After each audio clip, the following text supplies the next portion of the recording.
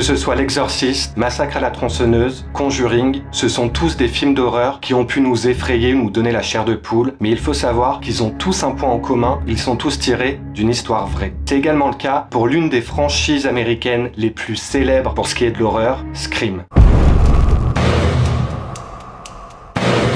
Ça tourne autour d'un tueur masqué, toujours armé d'un couteau, qui a pour cible souvent la jeunesse américaine. Le tueur en question réalise ses crimes en s'inspirant d'anciens films d'horreur. Et pour que Scream puisse enfin voir le jour, il a fallu avant tout ça que l'un de ses scénaristes, Kevin Williamson, puise son inspiration dans un documentaire relatant une histoire vraie et datant des années 90. C'est l'affaire de Danny Rolling.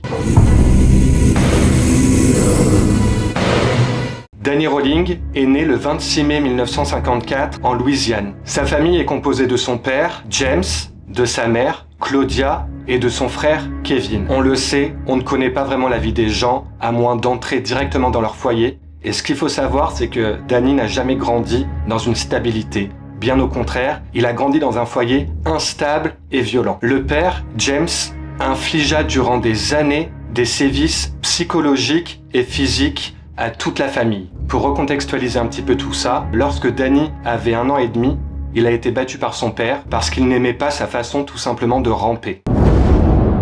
À 4 ans, il voit sa mère quitter le foyer une multitude de fois parce qu'elle était victime de violences conjugales. Elle tomba également dans une dépression nerveuse.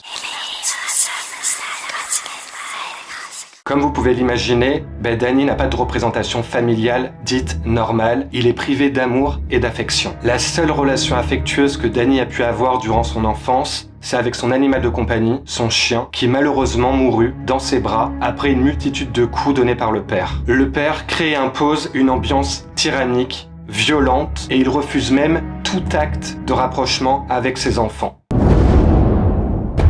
Le fait de vivre et de grandir dans tout ça, ça a un impact sur la scolarité de Danny. Il redouble son CE2 en raison d'absences répétées. Ce sont les conseillers d'orientation de son école qui vont lui détecter plusieurs pathologies. Selon ces conseillers, Danny souffrirait d'un complexe d'infériorité, de tendances agressives, mais également d'une mauvaise gestion de ses pulsions. Finalement, le seul refus que peut avoir Danny pour échapper à cette triste réalité, c'est l'art dans lequel il se crée un monde complètement imaginaire.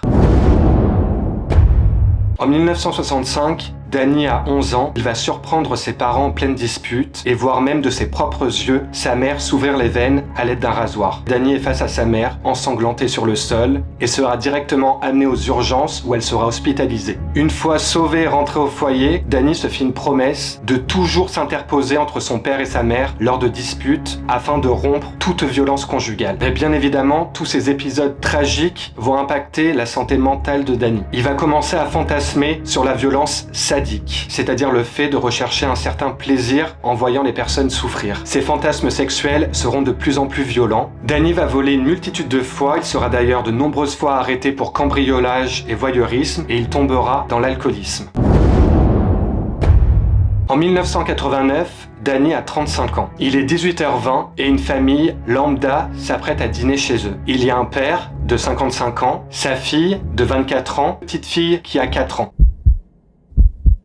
Alors que la soirée de cette famille se déroule de la façon la plus basique possible, la mère absente décide d'appeler au domicile pour avoir des nouvelles un petit peu de son enfant. Personne ne répond. C'est le silence radio. Bien évidemment, la mère s'inquiète. Elle finira par appeler la police. Quant à eux, ils demanderont aux voisins qui sont plus près d'aller directement toquer à la porte de ce domicile afin de voir ce qui se passe, pourquoi la famille ne répond pas et si tout le monde va bien. Suite à la demande des policiers, les voisins vont donc frapper à la porte de cette maison, y entrer pour voir tout simplement ce qui se passe, et là, c'est le choc. Tous les membres de cette famille sont morts poignardés. Il y a même une certaine mise en scène dans la façon de retrouver les corps. Tout est nettoyé au vinaigre, que les corps sont placés d'une certaine façon, et il y a même le corps de la fille qui est suspendu à un lit. L'année suivante, en 1990, Danny tenta de tuer son père lors d'une énième dispute familiale. Suite à cette confrontation entre le père et le fils, James, le père, perda son œil et son oreille. La même année, Danny décida de déménager de son foyer familial et de partir en Floride, à Gainesville, une ville étudiante. Il reproduisait alors le même schéma en s'introduisant dans les foyers de personnes qu'il ne connaissait pas afin de commettre des atrocités. La façon de tuer de Danny va s'intensifier et se préciser. Il va poignarder, il va mutiler, violer, il va décapiter, il va même en fait jusqu'à créer une certaine scénographie lorsque le corps de ses victimes sont mortes, en déposant un miroir à côté d'elles.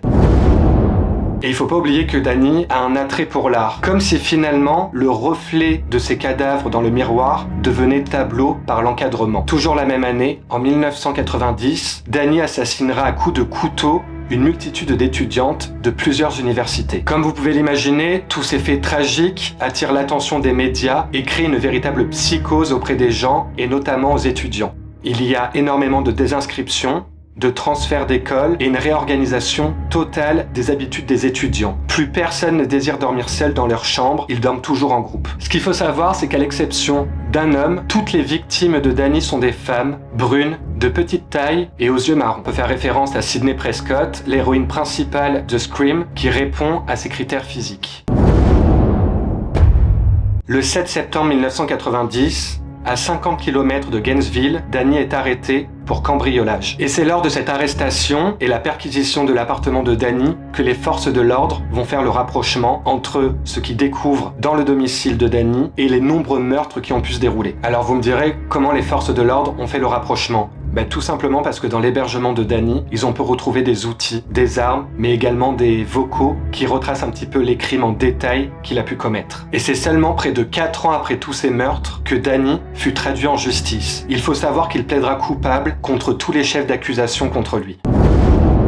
Il explique que sa seule motivation pour avoir commis toutes ces atrocités, c'était de devenir une superstar. Une star selon lui, tel Ted Bundy, l'un des meurtriers les plus connus des années 70, qui avait tué plus de 30 femmes. On peut donc se poser la question de la figure paternelle. Est-ce que finalement le fait que Danny en ait manqué cruellement au sein de son foyer, avec son père qui le battait, qui a tué même son propre chien, qui violentait sa mère et son frère, est-ce que le fait qu'il ait cette obsession pour ce tueur Ted Bundy, c'était pas une façon pour lui de se créer, d'avoir un modèle et une certaine représentation paternelle? Autre déduction qu'on pourrait se faire, que dans Scream 1, c'est l'abandon de la mère du tueur qui l'a poussé à se venger et à commettre des atrocités. Que ce soit cette obsession pour Ted Bundy avec cette figure paternelle, l'absence de sa mère qui partait une multitude de fois due aux violences conjugales à cause du père, on peut retrouver des rapprochements de cette réalité, de cette affaire des années 90 au film Scream.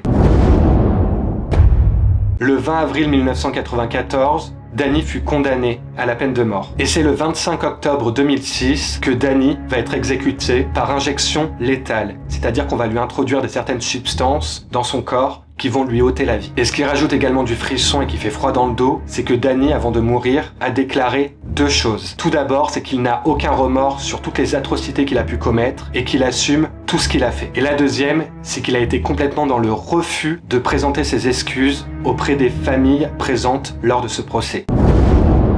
Honnêtement, ça fait froid dans le dos.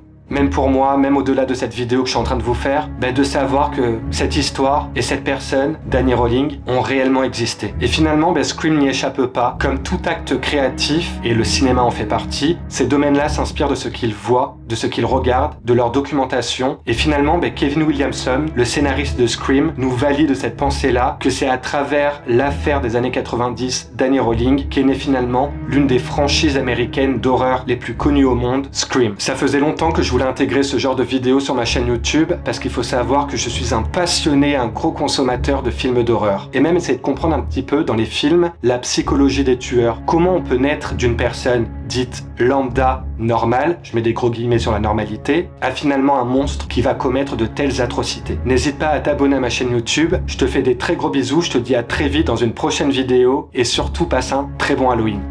Mouah.